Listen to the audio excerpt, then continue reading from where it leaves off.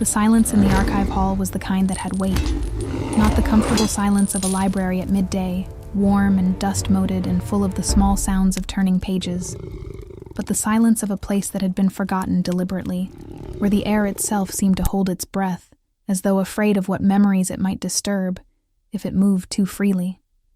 Sarah had grown accustomed to that silence over the 3 years she had spent cataloging the lower records of the Obsidian Palace, and she had come to think of it as the only honest thing in a building full of beautiful, carefully constructed lies.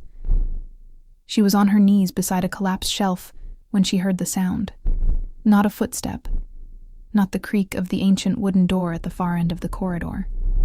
Something lower than that. Something that bypassed her ears entirely and landed somewhere in the center of her chest. A vibration more than a sound. The kind of thing her body registered before her mind had any chance to... Name it. She stopped moving. Her hands, which had been carefully gathering a scattered stack of parchment scrolls, went still against the stone floor. The candlelight around her flickered once, as though something large had displaced the air nearby, and then settled back into its steady amber glow. Sarah told herself it was nothing. She was good at telling herself things were nothing. She had been doing it her entire life, practicing the particular discipline of a woman who has learned that drawing attention to her own fear is more dangerous than the fear itself. She gathered the last of the scrolls, set them carefully on the nearest intact shelf, and stood. She brushed the dust from her plain gray dress with methodical hands. She did not look toward the far end of the corridor. She did not need to look. She already knew in that wordless way that lives below reason that something was already looking at her. "You should not be down here," she said, because saying something, ordinary in an extraordinary moment, had always been her particular form of courage. Her voice came out steadier than she expected. She was grateful for that, at least. The corridor stretched ahead of her, lit at intervals by iron sconces whose flames all bent simultaneously toward the left, as though drawn by something beyond the reach of the candlelight. The lower archive is restricted to staff with a level 4 clearance. If you have come for the Draven census records, those have been moved to the east wing, 3rd floor, room 14. If you have come for anything else, I am afraid I cannot help you tonight. Nothing answered her.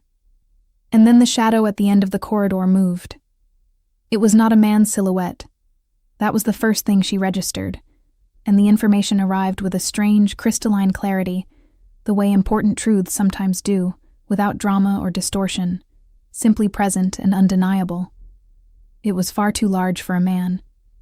It moved the way liquid moves when it is poured, all weight and fluid inevitability, no hesitation in any part of its motion. And as it came closer, step by careful step, Sarah became aware of 2 things in rapid succession. The first was that she should be running. The second was that her legs had made a different decision entirely, and had no intention of moving at all. The panther that emerged from the shadow into the candlelight was the largest creature she had ever seen in her life. Black as ink poured over obsidian, its coat absorbed the light rather than reflecting it, so that it seemed less like an animal in a room and more like a piece of the darkness itself that had decided to take a shape and walk. Its eyes were the exception. They caught the candlelight and held it, burning amber gold in the black of its face, and they were fixed on her with an attention so complete, so total, that Sarah felt the peculiar sensation of being truly seen for the first time in recent memory. She did not scream. She wanted to note that to herself, later, when she had the luxury of looking back on this moment. She did not scream, and she did not run, and she did not reach for the small ceremonial knife she kept at her belt out of habit, rather than any genuine expectation of danger. She stood in the flickering candlelight of the lower archive and watched the panther walk toward her with those burning amber eyes, and she thought, with the detached clarity of a person in shock, that it was the most beautiful thing she had ever seen. It stopped 3 feet from her, close enough that she could feel the heat radiating from its body, could hear the low, rhythmic sound of its breathing, could see the slight rise and fall of that enormous chest. close enough that if it chose to, it could have ended her before she drew her next breath. It did not choose to. Instead, it did something that she would spend the next several weeks turning over in her mind, examining from every angle, unable to make it fit into any framework. She possessed. The panther lowered its head, not in the way a predator lowers its head before a strike, compressing power before release. It lowered its head slowly, deliberately, the way something enormous and certain of its own power lowers its head to acknowledge something it has chosen to acknowledge. And the gesture was so unmistakably intentional that Sarah felt her throat close with an emotion she could not immediately name.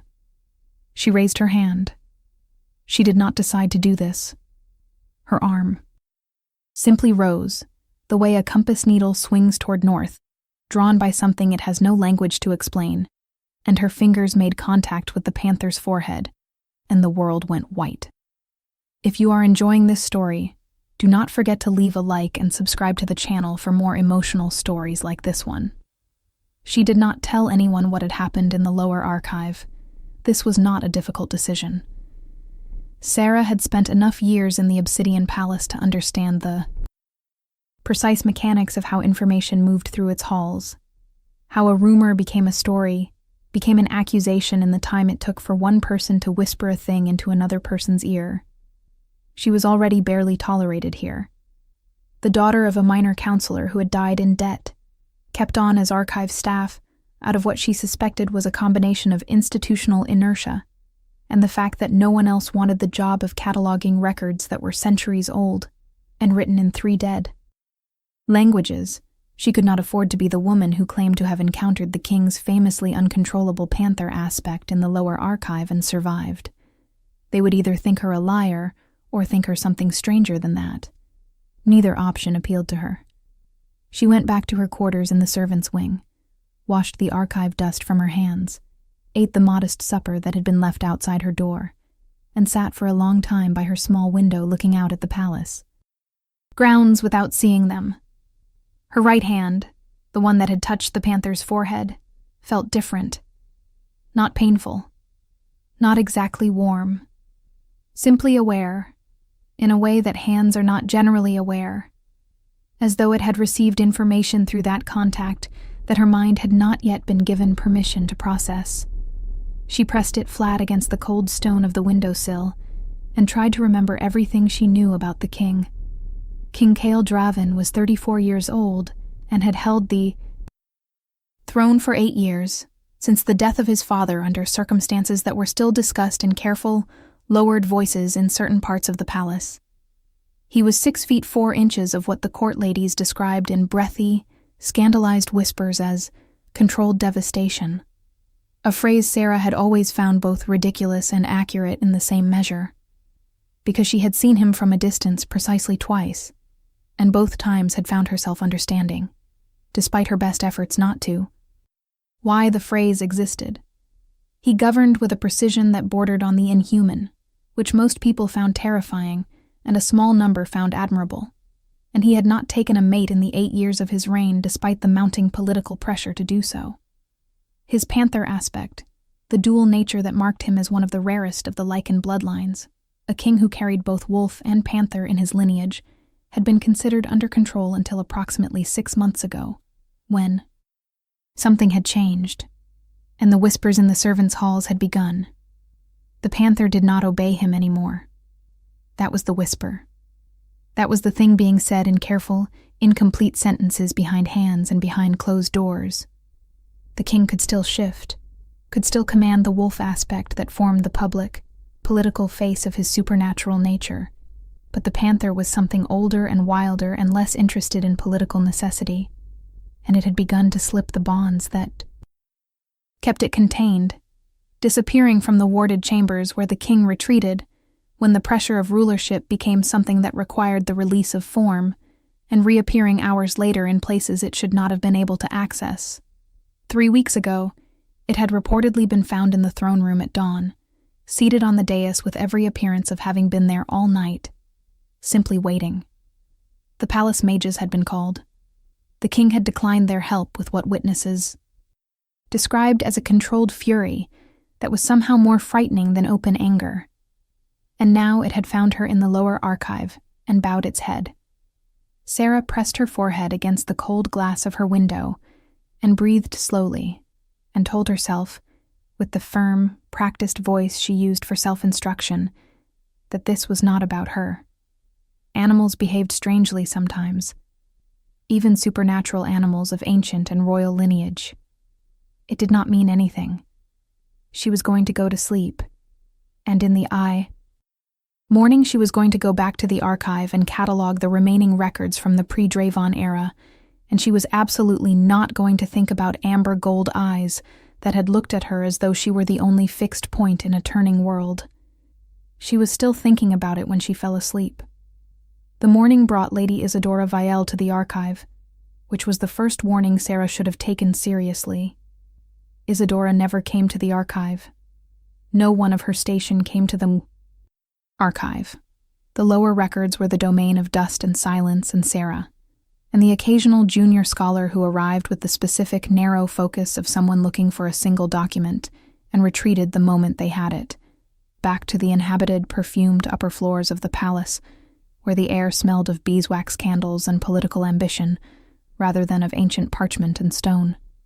Isadora Vielle, who was the heir to the northern Vielle territories, and the woman the court had been, assuming for the past year would be announced as the king's intended mate before the season was out, had no reason to be in the lower archive at 7 a.m, standing in the doorway with her silver blonde hair arranged in its customary architectural perfection, and her pale gray eyes moving with careful assessment around the room before they settled on Sarah.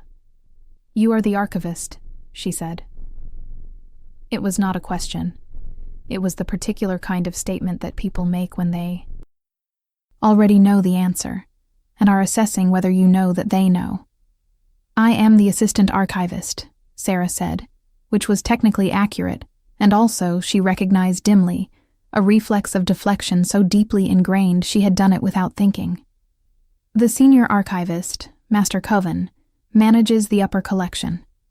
I manage the lower records." "Yes," Isadora said.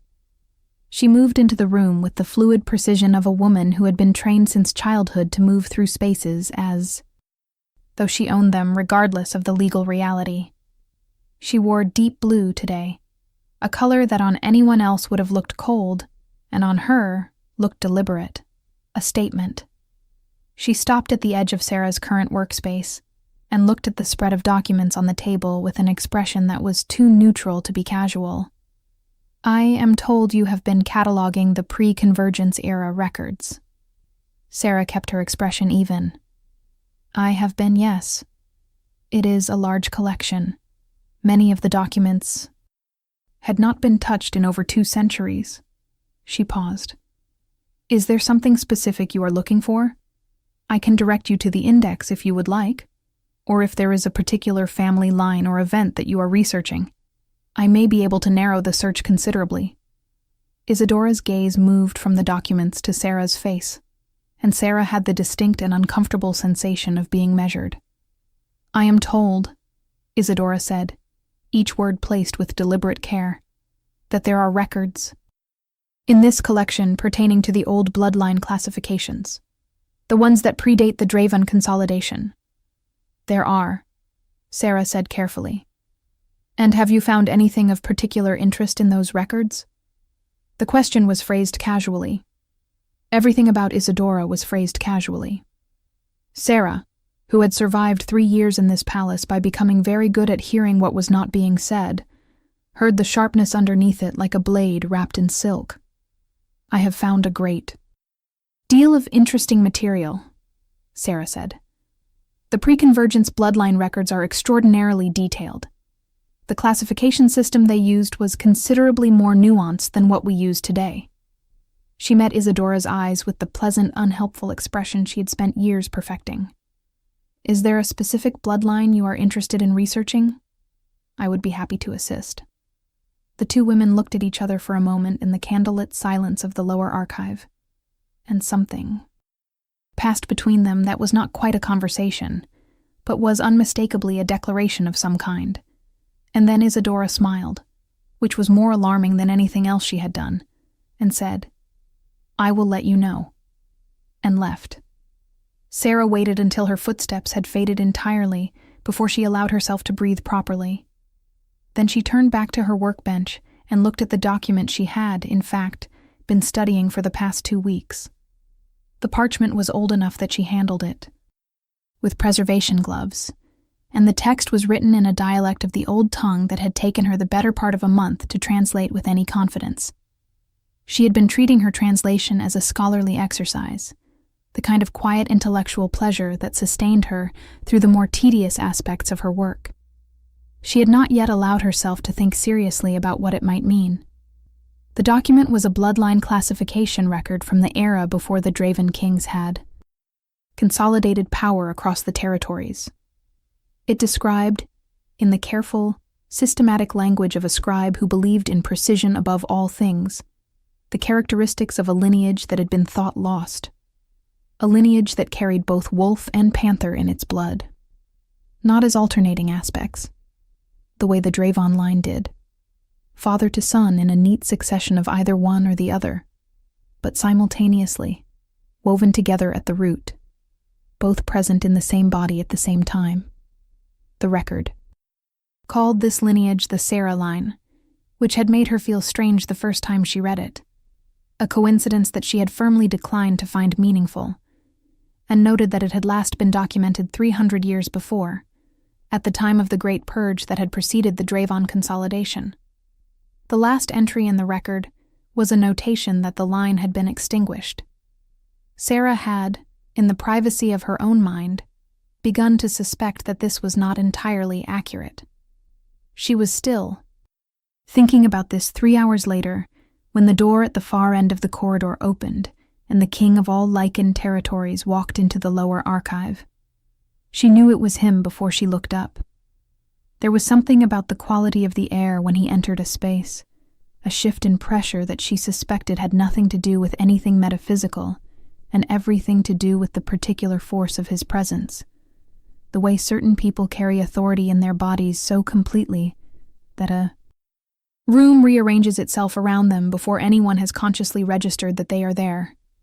She had felt it from 50 feet away at the 2 formal court events she had attended in her capacity as a staff member, and she felt it now at a distance of perhaps 15 feet, concentrated and immediate and impossible to pretend she was not feeling. She set down her translation pen. She stood. She turned. He was exactly what she remembered from a distance and entirely different close-up, which was the most unsettling thing about him. The controlled devastation the court ladies whispered about was real, but it was not, as she had privately theorized, primarily a matter of physical features, though those were certainly present and accounted for. It was the eyes.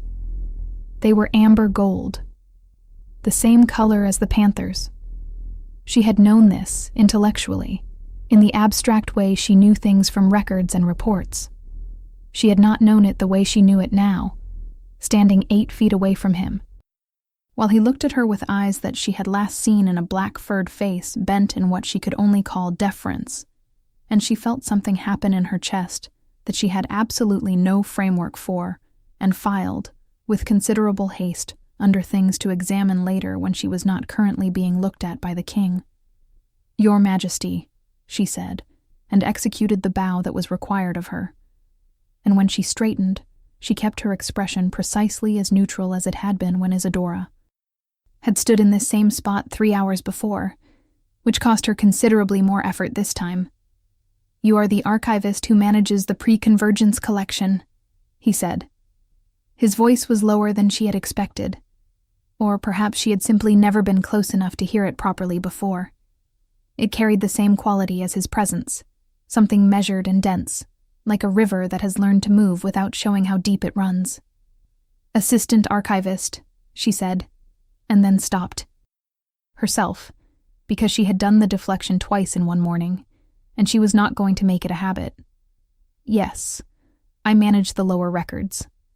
He looked at her for a moment, with those amber gold eyes in that measuring way, and she had the peculiar and uncomfortable sensation that he was looking for something specific, and had found it, and was now deciding what to do with the finding. "Did something happen in this archive last night?" he said. Sarah held his gaze. This was the moment. She understood, where one path diverged into two. She could say no, nothing happened, and that would be a lie that both of them would know was a lie, and they would continue on from that lie in whatever direction such things led. Or she could tell the truth, which was considerably riskier. And also, she recognized with some resignation, the only thing she was actually willing to do, because she had survived her years in this palace by never letting anyone catch her in a lie. And she was not going to. "Start with the king." "Yes," she said. Something shifted in his expression. Not much, barely anything. But she was watching for it, and she caught it. "Tell me what happened," he said. She told him. She used the clean, precise language she used for translation work, factual and sequential, without embellishment or interpretation. She described the sound she had heard, the shadow at the end of the corridor, the animal that had emerged from it, the moment of stillness, the gesture, the contact. She described her hand rising without her conscious decision to raise it. She described the flash of white. She did not describe the emotion she had felt in the moment the panther had bowed its head, because some things are private even when you are being entirely truthful, and because she did not yet have adequate language for it anyway. When she finished, there was a silence that lasted long enough to have texture. "You are not afraid," he said. "I was afraid," she said honestly. "I am afraid now. If we are being accurate about it, I am simply better at managing it than most people assume." Something changed in the quality of the silence. She could not have said precisely what changed, only that the room felt different in its aftermath, the way the air feels different after lightning, but before the sound of thunder arrives. He looked at her with those amber gold eyes for another moment, and then he said something she was completely unprepared for. "Have you found anything in the pre-convergence bloodline records that pertains to a lineage called Sarah?" Her heart did something complicated. She made sure none of that complication reached her face. "I have," she said. "I have been translating the primary classification document for the past 2 weeks. It is in Old Tongue, 3rd dialect, which is not commonly read.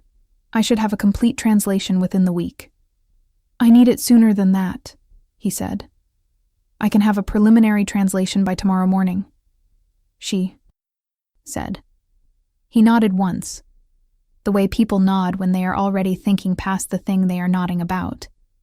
He turned to leave. He stopped. He turned back, and she had the impression that whatever he was about to say next was not the kind of thing he said often or easily. "My panther," he said, "has not acknowledged another person in 8 years of life outside my own body. I need you to understand that what happened last night is not a small thing." "I understand," she said. "I do not think—" "You do yet," he said, "but you will." He left, and the archive was quiet again, and Sarah sat down on her stool very carefully and placed both hands flat on the workbench and breathed until the various systems of her body that had staged a minor revolt at some point during the last 10 minutes returned to something resembling their normal operational state. What do you think will happen next? Leave your predictions in the comments below. She had the preliminary translation ready by that evening, which required her to work through her supper hour and well into the period she normally spent reading. But she had found that the urgency of the task clarified her thinking in a way that the detached pace of scholarly work sometimes did not. There was something about working toward a specific answer, rather than simply working toward completeness, that sharpened her focus. And she found herself moving through the Old Tongue text with a facility she had not known she possessed until she needed it, as though some additional fluency had been unlocked by the pressure of the situation and the specific amber gold weight of the king's gaze. The bloodline record described the Sarah lineage in terms that were both clinical and, once translated fully, startling. The dual nature, wolf and panther woven together in a single inheritance, was characterized not as an aberration, but as an original state, the old scribe noted with careful scholarly emphasis, suggesting that what was now considered two distinct supernatural inheritances had once been a single unified gift, and that the Sarah bloodline represented the last living remnant of that original unity. The purge 3 centuries past had been specifically targeted, the record noted, with the kind of flat, administrative language that makes terrible things sound bureaucratic. A political decision, a consolidation of power that required the elimination of anything that complicated the clean lines of the new order. But the record also noted something else, a property of the dual inheritance that made it impossible to fully destroy even through the most systematic effort. The bloodline did not express itself consistently in every generation. It could recede, lying dormant in a lineage for 2 or 3 generations, emerging only when the genetic conditions were precisely right, and when it did emerge, it did not always announce itself through obvious supernatural ability. Sometimes, the record noted, the inheritance was carried by someone who appeared, for all ordinary purposes, to be entirely human. Someone who might spend years in proximity to the supernatural world without ever triggering the recognition response of another supernatural being, until something woke it, until something recognized it when the carrier themselves had no idea there was anything to recognize. Sarah sat for a long time after she finished reading that passage, not translating, not making notes, simply sitting with the strange, echoing quality of the silence that surrounds a truth you have been not quite knowing for a long time and have finally stopped being able to avoid. Her mother had been human. At least, that was what she had always been told. Her father, the minor counselor who had left her his name and his debts and very little else, had been low-ranking lichen, wolf-blooded and unremarkable. There had never been any indication, in all the 26 years of her life, that she was anything other than what she appeared to be. A half-blood with no wolf of her own, no access to the supernatural inheritance that even the lowest-ranked full lichen carried, a woman who existed at the edges of a world she was adjacent to but not part of. She had accepted this the way she had accepted most of the conditions of her life. Not happily, but practically, with the understanding that acceptance was not the same as surrender. She thought about the moment her hand had risen without her deciding to raise it. She thought about the white flash behind her eyes when her fingers had touched the Panther's forehead. She thought about the way her body had known, before her mind had any information at all, that something large was in the corridor, and had stood still rather than running, as though some older, deeper part of her had recognized a situation in which running would be both unnecessary and wrong. She gathered the translated document and the original parchment carefully, wrapped them both in preservation cloth, and carried them upstairs. The king's private study was on the 4th floor of the East Wing, which she had been to precisely once before, when she had been summoned to deliver a specific set of treaty documents to a secretary who met her at the door and took them from her hands without inviting her inside. Tonight, the door was opened by the king himself, which suggested either that he had been expecting her specifically or that he had dismissed his staff, and when she stepped inside and saw that the large, quietly furnished room contained only the 2 of them and the low fire burning in the hearth, she understood that it was probably both. She laid the documents on his desk and talked him through her translation, with the same clean, precise language she had used that morning, working through the text section by section, pausing to note where her interpretation might have multiple valid readings and where she was confident in her translation's accuracy. He listened without interrupting, which she was grateful for because interruptions disrupted her systematic thinking, and he looked at the original text occasionally with the expression of someone following along in a language they know imperfectly but well enough to verify the general shape of what is being said. When she reached the passage about the dormant expression of the lineage, she stopped. She was aware that he had stopped looking at the document and was now looking at her. She kept her eyes on the text. The record indicates, she said, with careful, measured words, that the lineage can be carried in a latent form by someone with no apparent supernatural expression. A half-blood for example, who appears to carry only the lower-ranking inheritance of one parent, might in fact be carrying the dormant Sarah bloodline through a lineage that does not appear in any modern records. She paused. Because the records from the original Sarah line were systematically destroyed during the purge, it would be effectively impossible to trace living descendants through conventional genealogical means. But not impossible to identify them through other means, he said.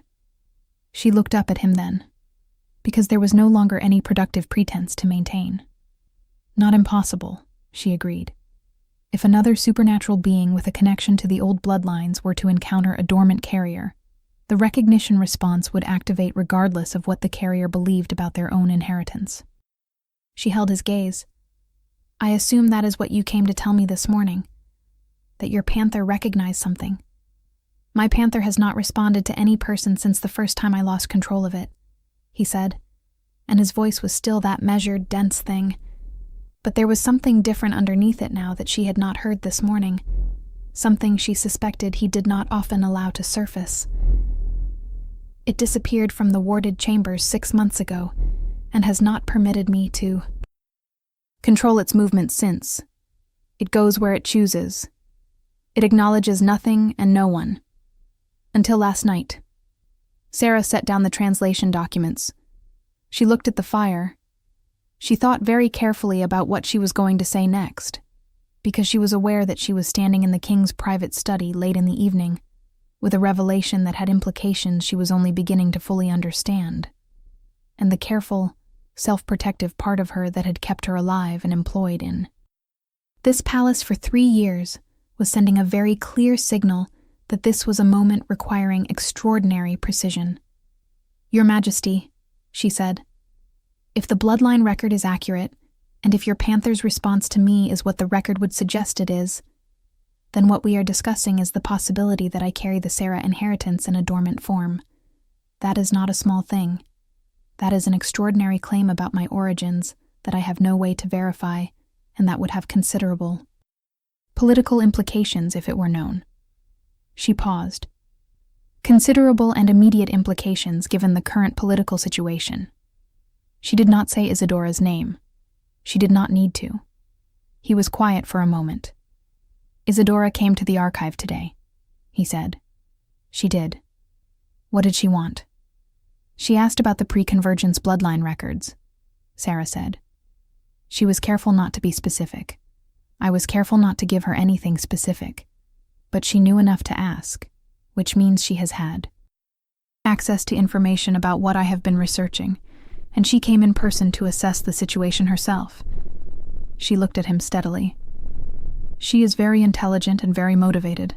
I would not underestimate the speed at which she can move when she has identified a threat. Are you a threat? He said. He asked it without any particular inflection, genuinely curious.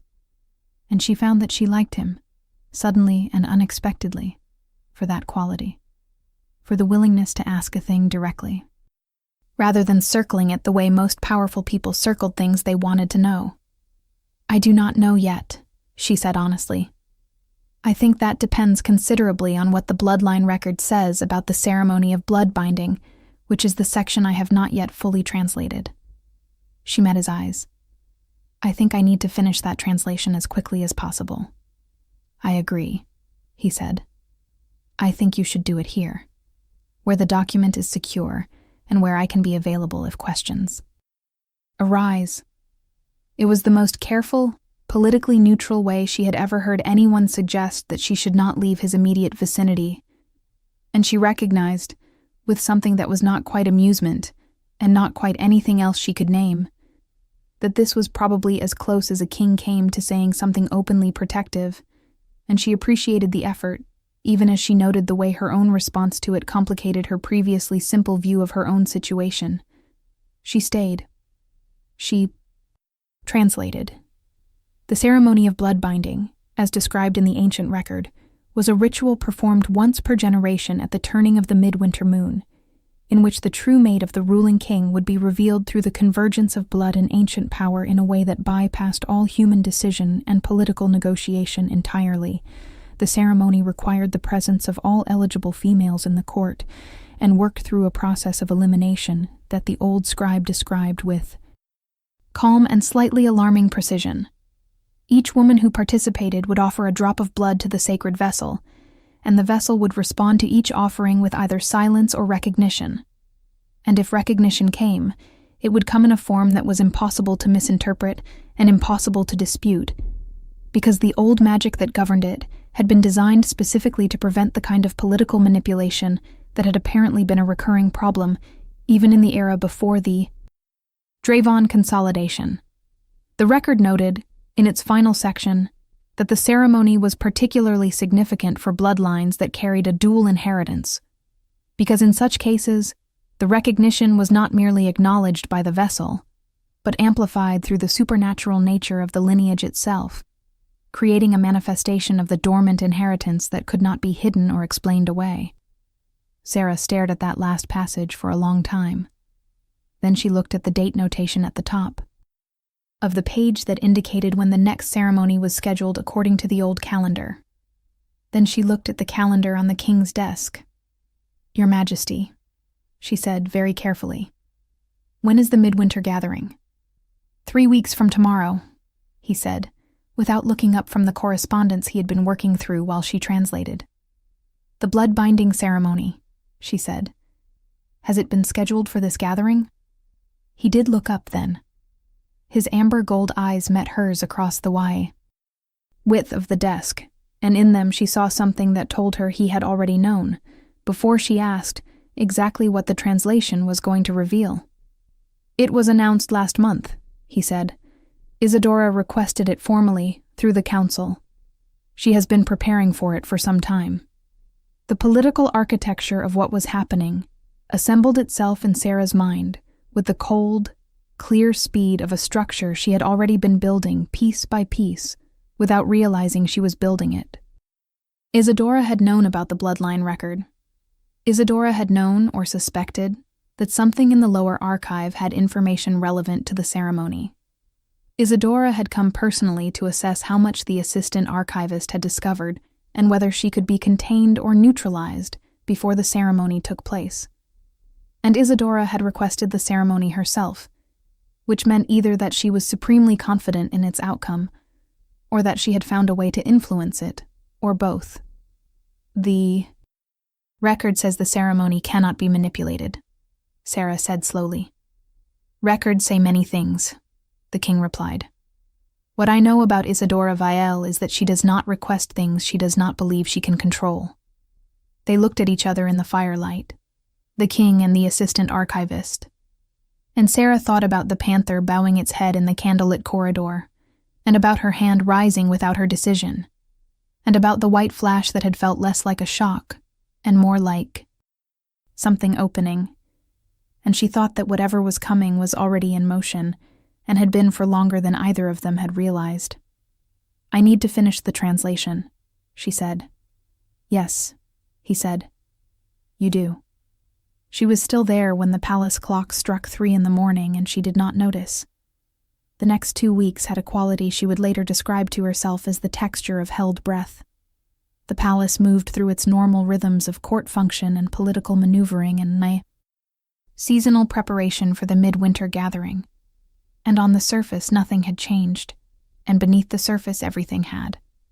Sarah moved through those 2 weeks in a state of heightened awareness that was not entirely comfortable and not entirely unpleasant, the way it feels to carry a secret that has weight and warmth rather than simply weight alone. She had completed the translation. She and the king had discussed it at length over 3 subsequent evenings in his private study. Evenings that had started with the formality of a working relationship and had gradually acquired a different quality, one that she was careful about naming, but could not pretend she did not notice.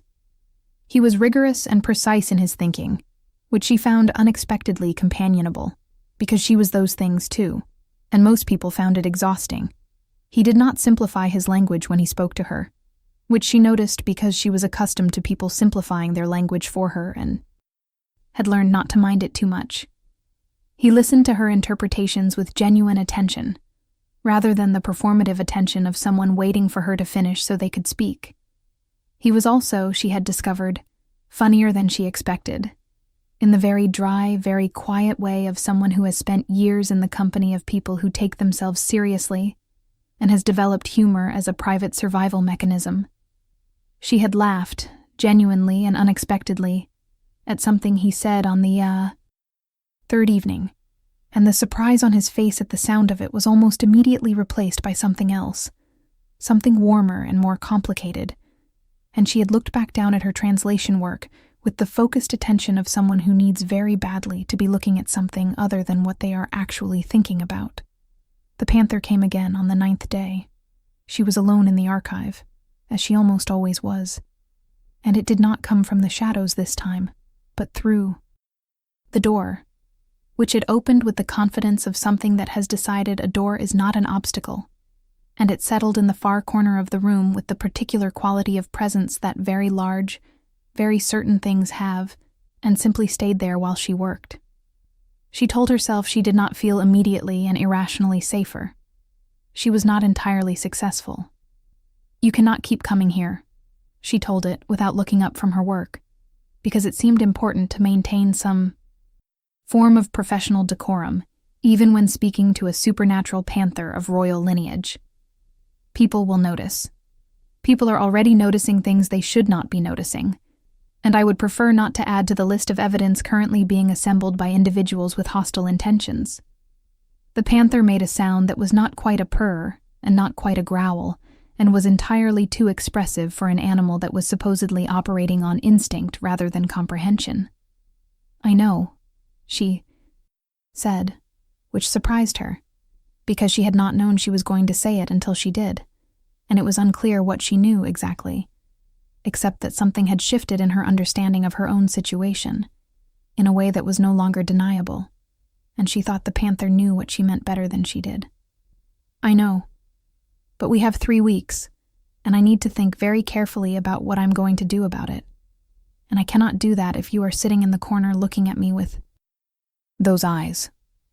The panther looked at her with those eyes for another hour, and then left the same way it had come, and Sarah went back to her work with the particular focus of someone who is concentrating very hard on one thing in order to avoid concentrating on another. Isadora called her to a private meeting on the 11th day.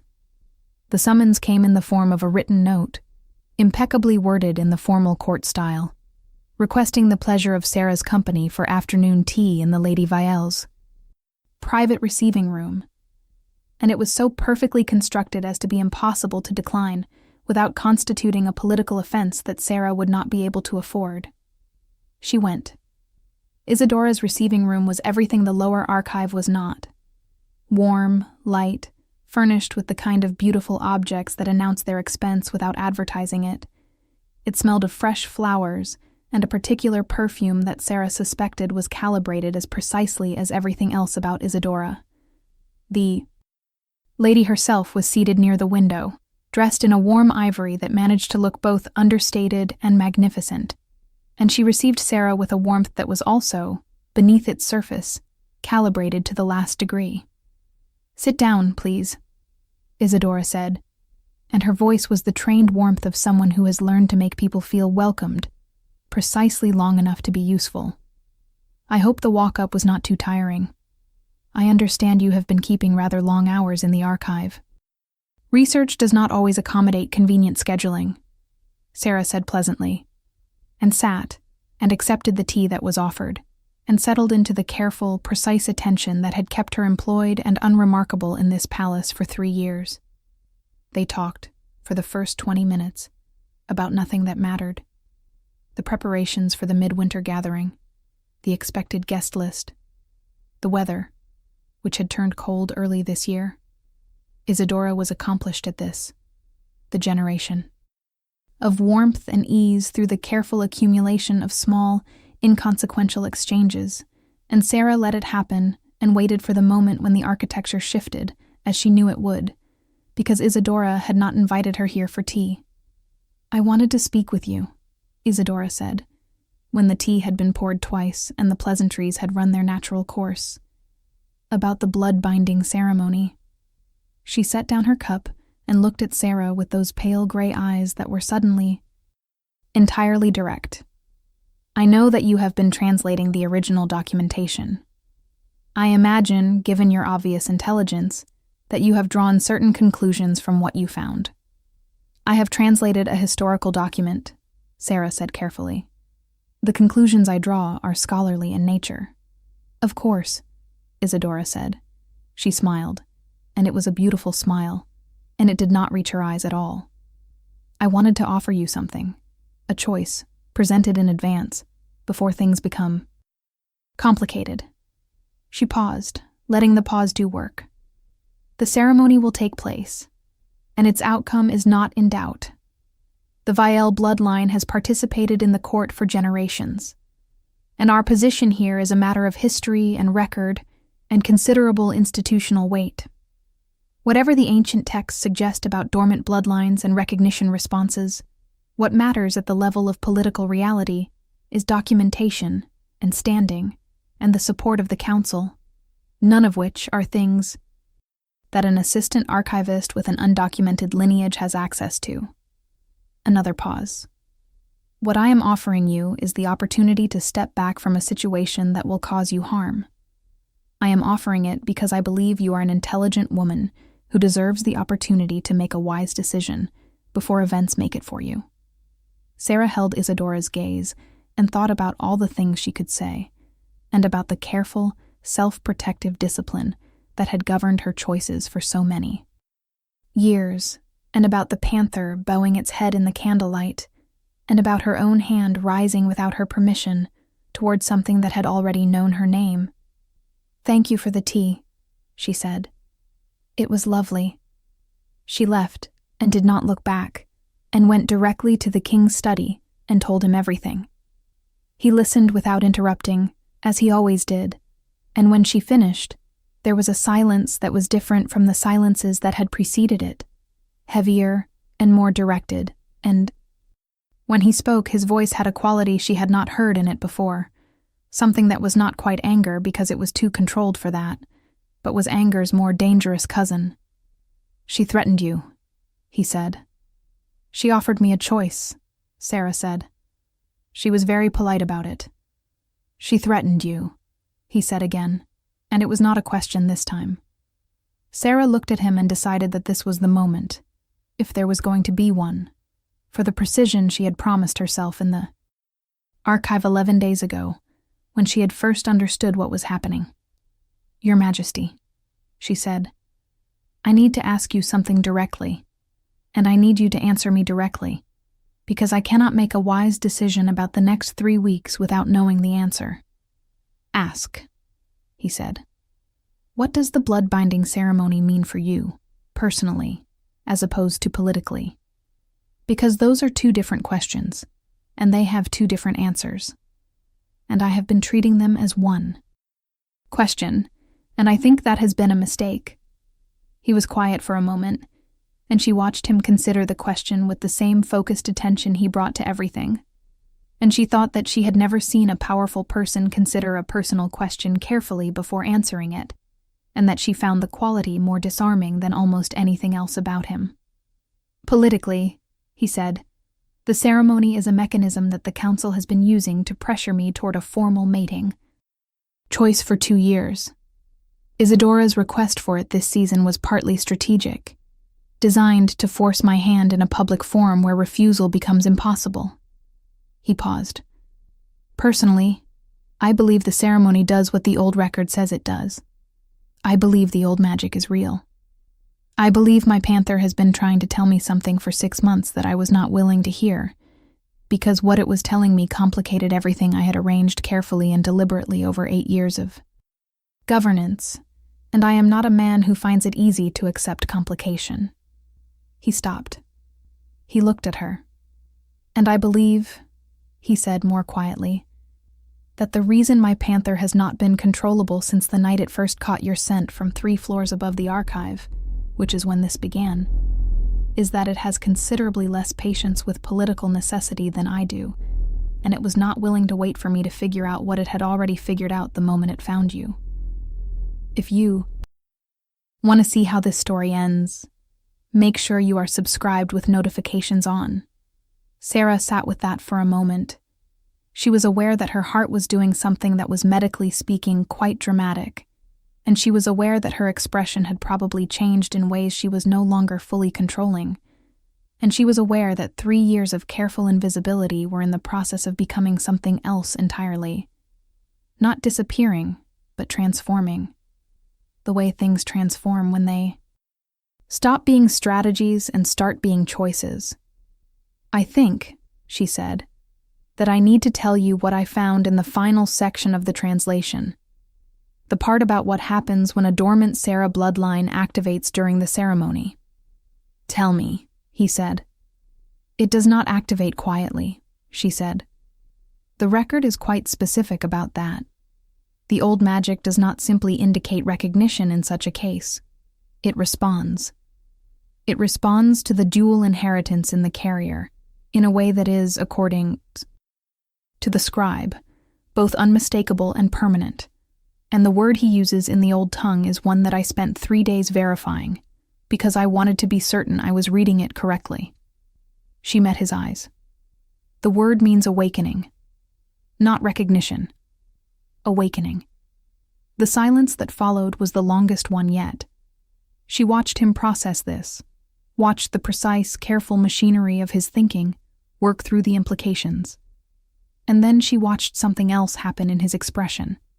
Something that the machinery did not usually allow through, something that looked like relief. "Then we go to the ceremony," he said. "We go to the ceremony," she agreed. The midwinter gathering arrived with the particular grandeur that the obsidian palace reserved for events of political and supernatural significance, which meant that every hall was lit with twice its normal complement of candles, and every surface that could be draped in silver-shot fabric had been, and every person in attendance had, worn their most carefully calculated version of their best self. The great hall had been transformed into something that moved between beautiful and overwhelming, its vaulted ceiling reflecting the light of 1,000 candles in shifting patterns that made the air itself seem alive, and the gathered court stood in their arranged groupings with the particular charged stillness of people who have been told that something significant is about to occur, and have had long enough to think about what that might mean for them personally. Sarah stood at the back. She had dressed simply, in the deep green of a staff member attending a formal function, which she was technically still doing, and she had arranged her dark hair in its customary plain style, and she had put on the small silver earrings that had been her mother's, and that she wore on occasions that required her to feel like herself, rather than like a function she was performing. She was aware of Isadora across the room, resplendent in white and silver, positioned at the precise center of the eligible court females who had been arranged near the sacred vessel, with the kind of geometrical intention that announced its own architecture.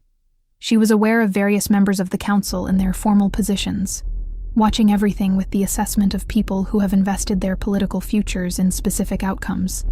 She was aware of the king, at the far end of the hall, in the formal black of the Draven line with the silver circlet of the ruling house resting against his dark hair, speaking with his chancellor with the controlled composure of someone managing 17 things simultaneously. She was also aware, with a certainty that sat below all other awareness like bedrock, that she was shaking very slightly, and that the shaking had nothing to do with the cold. The ceremony began with the formal announcements, which were conducted by the high ceremonial, an elderly male lichen of enormous dignity, who had apparently been performing this function for 40 years, and had the specific, practiced gravity of someone who has learned to imbue ritual with weight by the quality of his own believing in it. He described the history of the blood binding. He described its purpose and its mechanism. He described, in the old formal language that was still used for sacred occasions, the nature of the vessel and the old magic that governed it. And the hall was very quiet while he spoke, the kind of quiet that collects around things that are larger than the people gathered to witness them. The vessel itself stood on a plinth of black stone at the center of the room. It was not impressive, physically, which Sarah had noted when she first saw it carried in earlier in the evening. A bowl of ancient silver, worn to smoothness by centuries of handling, unremarkable except for the faint luminescence that lived in the metal, visible only if you were looking for it. A quality of light that should not have been there and was. She understood now, having translated the document that described its origins, what she was looking at. She understood it differently than everyone else in the room understood it, and the difference was not comfortable. The eligible females began to approach the vessel, in the formal order prescribed by rank.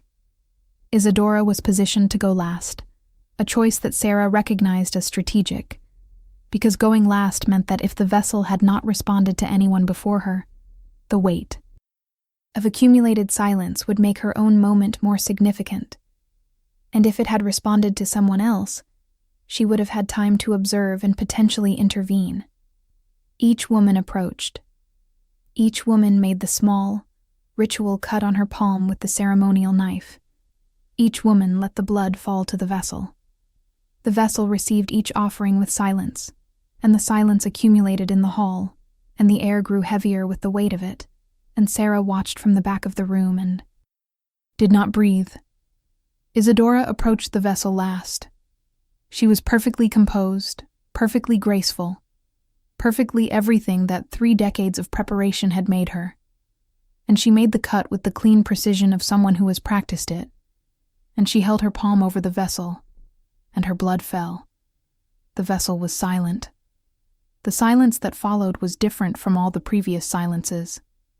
It had a texture of shock in it, a collective held breath as the hall registered what had happened, or rather what had not happened, and Sarah watched Isadora's composure hold through training alone, because the thing beneath the composure was something sharp and disbelieving, and for the first time, genuinely afraid. The high ceremonial looked up from the vessel. He looked out at the assembled hall, and then he said, in the formal old tongue that everyone present could understand, "The vessel has not recognized. Is there another who would approach?" Sarah had not planned to move. That is what she would think later. Looking back, which was perhaps not entirely true in the way that we are never entirely honest about the moments when we choose something irrevocable, because we prefer the story of inevitability to the story of decision. She moved. She walked from the back of the hall through the gathered court, with the particular steadiness of someone who has been invisible for so long that the experience of being seen is less frightening than she expected, because she has been invisible for so long that she has learned, without knowing she was learning it, that her worth is not a function of whether anyone is looking. The crowd parted for her. She was aware of this, distantly, as she walked, aware of the faces turning, aware of Isadora's pale gray gaze finding her across the room with an expression that had moved entirely past composure, aware of the council members whose expressions had moved through confusion toward something more uncertain, aware of the king at the far end of the hall, who was not surprised, who was watching her walk toward the vessel with those amber gold eyes that did not look away and did not need to. She took the ceremonial knife from the high ceremonial's hands. She made the cut on her palm, which hurt in the precise small way that a cut hurts, immediate and real, and she held her palm over the ancient silver bowl, and her blood fell. The vessel did not simply respond. It blazed.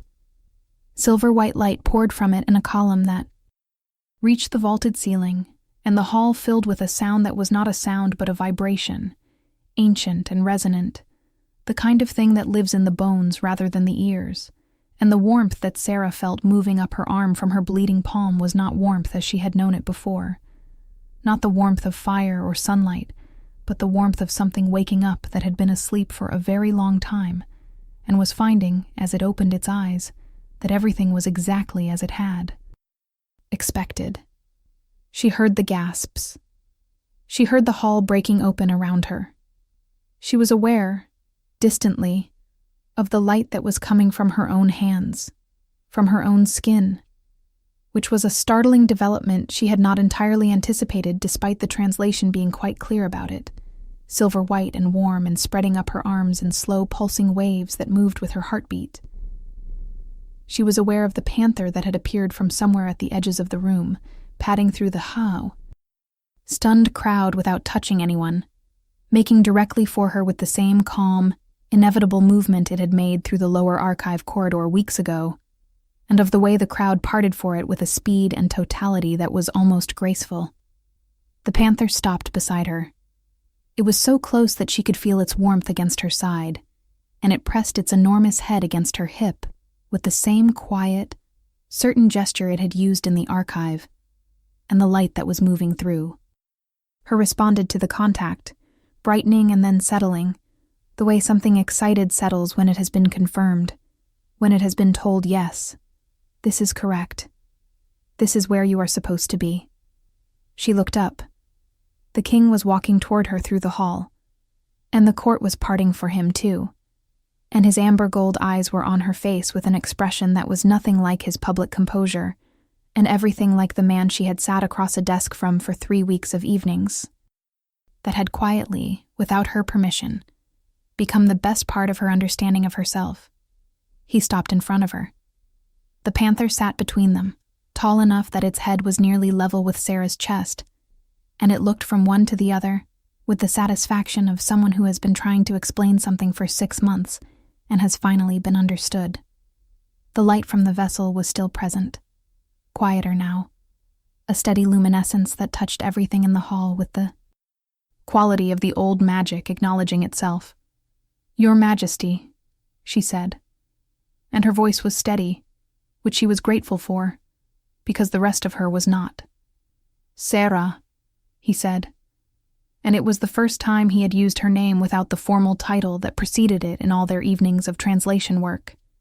And the way he said it told her that this was also a choice, deliberate and specific, and that he understood what he was choosing. The high ceremonial was saying something behind her, something formal and ancient and ceremonially significant, and the hall was full of sound and movement, and the particular energy of a moment that everyone present understands will be spoken of for a very long time. She heard almost none of it. She was looking at the king, at Cale, who was looking back at her with those eyes that she had first seen in a black-furred face, bowed in a candlelit corridor. And she thought that the panther had known before either of them was willing to admit it, and that maybe the oldest and wildest parts of things always do. "I want to tell you something," he said, low enough that it was only for her, underneath the noise of the hall, before the council begins making decisions, and before Isadora begins making alternative arrangements, and before the next several weeks become something that will require a great deal of careful navigation. "Tell me," she said. "I am glad it was you," he said, not because of the lineage or the ceremony or what it means for the political situation. I am glad it was you because of who you are, because you are honest when honesty costs something, and precise when imprecision would be easier, and brave in the particular way of people who have learned that their courage is their own, rather than a response to anyone else's expectations. He paused. "I have been ruling this kingdom for 8 years, and I have been alone in every room I have ever been in, and for the last 3 weeks, I have not been." Sarah was quiet for a moment. The light in her skin pulsed gently with her breathing. The panther leaned its warm weight against her side. The hall moved and sounded around them, but it was distant, held back by the particular quality of a moment that has its own gravity. "I need you to know something," she said. "I did not come here because of the ceremony. I came because a panther bowed to me in the lower archive, and I could not pretend I did not know what it meant." "I know," he said, "and I need you to know," she continued, "that I am not going to become someone easier to manage simply because the political situation would benefit from it." "I know that too," he said, and something in the line of his mouth moved toward the very dry humor she had found so unexpectedly, privately delightful. "I am counting on it." She looked at him, this man who ruled with precision, and had been alone in every room, and she thought about the panther that had escaped its chains and run with the unerring instinct of something that knows where it is going even when the person it belongs to does not. And she thought that maybe the wildest parts of things are not the parts that need to be controlled, but the parts that know, Before reason arrives, what reason will eventually have to concede? She took a step toward him. She raised her right hand, the one that still carried some faint warmth from 3 weeks ago when it had risen without her decision, and she pressed it flat against the center of his chest, where his heartbeat was steady and present and real. His hand came up and covered hers, and the light from her skin moved between them with the patient, warm certainty of something that has been waiting a very long time to do exactly this. Behind them, the vessel still glowed. Around them, the court watched in the silence of people witnessing something larger than politics, and older than any of the rules they had spent their lives following. The high ceremonial finished his ancient proclamation. The council members began the particular kind of murmuring that precedes the reorganization of everything. And Isadora Vielle, on the far side of the hall, straightened her shoulders and set her pale gray eyes to a middle distance with the expression of a woman who has lost a battle and is already, in the same breath, calculating the terms of the new landscape, which Sarah noted with the small, precise part of her mind that was always watching, and filed carefully away, because this was not a woman who would stop simply because one plan had failed, and the next several weeks were indeed going to require careful navigation. But that was for later. That was for the next thing. And there would always be a next thing. And she had lived her whole life in the knowledge that there would always be a next thing, and had learned to stand in the present moment anyway, to inhabit it fully, rather than spending it in anticipation of what came after. Right now, she was standing in the great hall of the Obsidian Palace, with her hand against the king's heart, and her blood on the ancient silver vessel, and the panther pressed warm and certain against her side. And the light that lived in her skin was pulsing in steady time with the heartbeat under her palm.